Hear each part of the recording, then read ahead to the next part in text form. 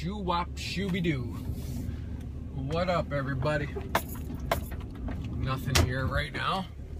Heading to work. I'm doing this. So, to continue my story, I was 15 years old. And from the time I was 15 years old to the time I was, I'm going to say, I think I was 21, I did what maybe you've read about or heard about. I stayed in my bedroom pretty much, and I played my guitar.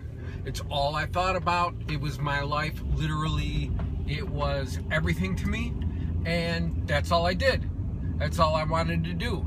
Did I ever have an inkling that I could be in a band, just a local band, and play, you know, in a bar or do any shows whatsoever?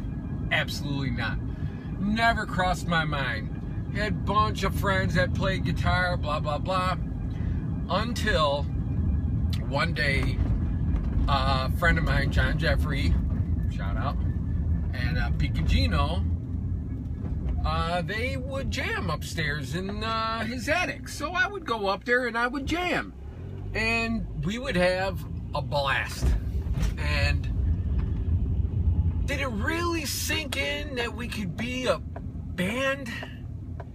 Maybe. It's tough. It's tough to say. I mean, I want to sit here and go, in my memory, no. It never really sunk in. But then fast forward a few years till I was 21 years old, and they're in a legit band. They got the drummer, they got the two guitar players, they got the bass player, they got the singer. It's a band, and they were called Burn Coyote. Well, the one guitar player, I hope I'm not, you know, remembering this wrong, and I don't think I am, but you know, there was some, you know, issue with him not showing up and all that other stuff. And just one day I happened to be hanging out with these guys just at a rehearsal, and he didn't show up. And they were like, yo, you want to kind of just fill in? And I kind of did. Here and there, I think, if I remember. And I got to learn a couple of the songs, and then it came time, and they were like, hey, just join the band. And I think at that point in time, I was like, I can't do that. But wait a minute. Yeah, maybe I can. It's not like I don't know how to play. I've been playing for fucking 5-6 years already, right? Why the hell not?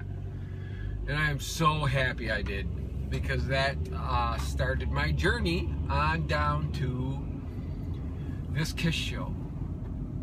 And I don't think you could ever find a bigger Kiss fan in your life than John Jeffrey. He is, and I'm not saying this is not strongly put by any means, because it is the truth.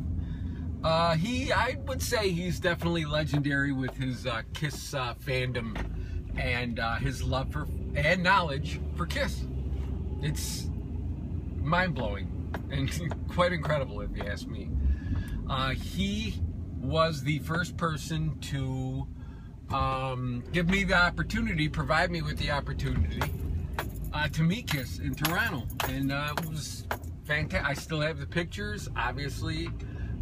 You know, we used to do things. We one time chased down Peter Criss's bus and followed him to his hotel and waited outside that hotel to who the hell knows what time at night it was, to meet Peter Criss.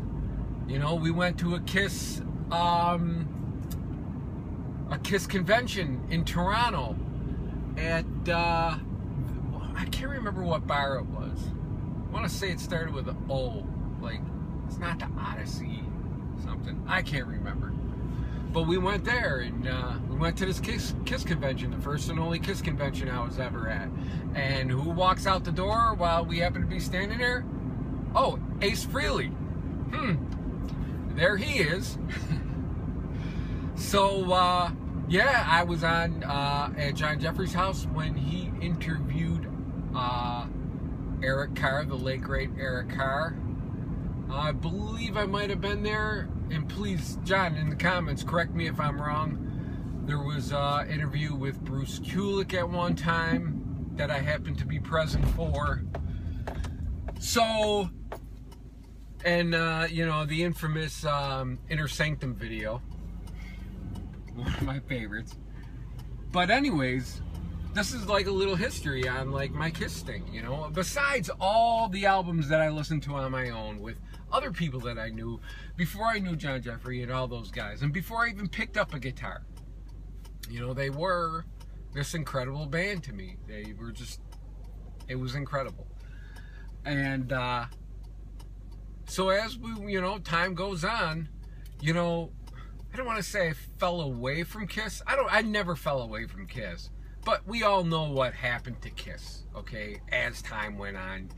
You know, Kiss is one of the few bands that you saw, I guess you could say they evolved with the times or rolled with the punches or whatever you want to say about them to what was going on that day. They kind of kept their Kiss sound, but they're like, hey, you know, let's try and do some disco stuff or some real glammy 80s stuff after they fucking took the makeup off, you know. They're one of the few bands that actually did that successfully and survived. Jeez, how many years are they still doing it now? You know, maybe they don't put out as many albums, but they sure do play. So, you know, maybe that's my little, everyone's gonna kill me for this, Kissery in my life on Kiss, and how you know, I started out with bands, and you know, just my love of Kiss. Yep. So we'll continue this later, and I hope everybody was watching me stare out the window and zone out, daydream. All right.